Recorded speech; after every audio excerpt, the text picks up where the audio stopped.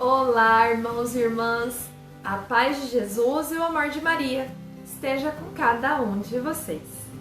Gostaria de começar esse vídeo agradecendo cada um que nos assiste, curte e compartilha nossos conteúdos.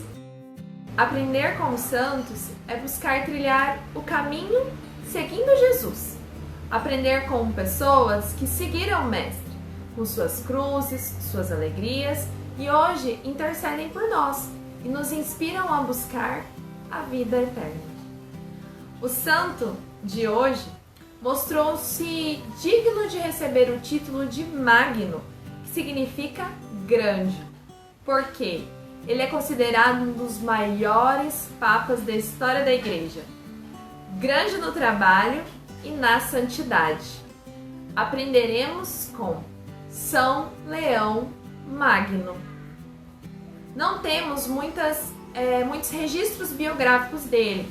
O Papa Leão não gostava de falar de si nos seus escritos, mas nós sabemos que ele nasceu por volta do ano 400 na região da Toscana, perto de Roma, na Itália.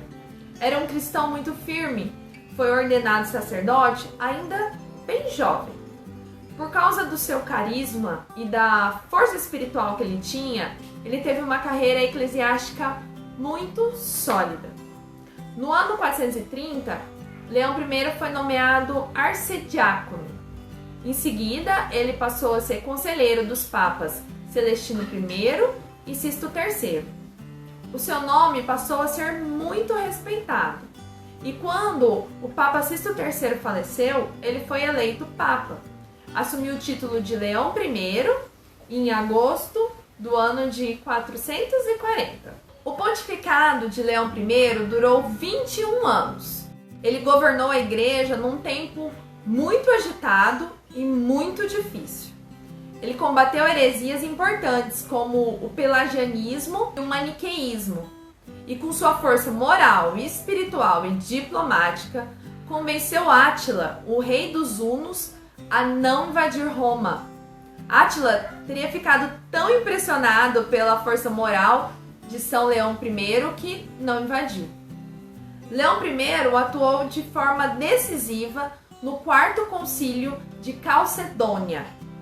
500 bispos participavam e havia algumas discordâncias sobre as naturezas divina e humana na pessoa de Jesus.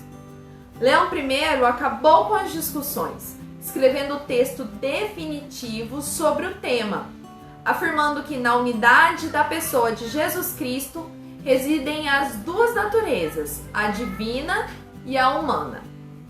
Sua carta a Flaviano, que era patriarca de Constantinopla, tornou-se célebre como um dos documentos mais importantes da Igreja a respeito do dogma cristológico. Nela, a pureza da doutrina une a mais elevada contemplação, de forma clara para o nosso entendimento. Nosso Senhor assumiu a forma de servo sem a mancha do pecado, elevando o que é humano sem diminuir o que é divino, pois aquele esvaziamento no qual o invisível se ofereceu visível. Foi um inclinar-se da misericórdia, não uma falta de poder. Os bispos, esclarecidos pela sabedoria do Papa, aclamaram a definição e contemplaram. Esta é a fé dos apóstolos. Foi Pedro que falou pela boca do leão. Tempos depois, São Leão I teve uma atuação decisiva na contenção de vândalos que invadiram Roma, chefiados pelo terrível Genserico. Apesar do zelo incansável que o Papa tinha em buscar proteger os fiéis romanos dos perigos temporais e também das heresias que eram perversas, Roma acabou sucumbindo nas mãos desses povos bárbaros que incendiaram Roma e só não causaram muitas mortes graças à inspirada atuação do Papa Leão I. São Leão I faleceu no dia 10 de novembro de 461 e logo começou a ser venerado como santo. Ele foi enterrado na Basílica de São Pedro, em Roma, e em 1754 o Papa Bento XVI proclamou São Leão I doutor da Igreja. Ele foi o primeiro dos papas que recebeu o título de Magno, pelas qualidades literárias e pela firmeza com que ele sustentou o decadente Império do Ocidente. Também pela estabilidade dogmática que ele passa, né, nas suas cartas, nos seus sermões, nas orações litúrgicas que eram da época. São Leão Magno deixou para nós um conjunto muito amplo de homilias, mais precisamente 96 sermões e 173 cartas, ensinando como devemos combater os inimigos e nos vigiar enquanto cristãos para que não cedemos às pressões externas. Com linguagem acessível, trouxe os seus pensamentos em fórmulas sóbrias e eficazes para uma prática cristã. E não é por acaso que os seus sermões eles atravessam os séculos.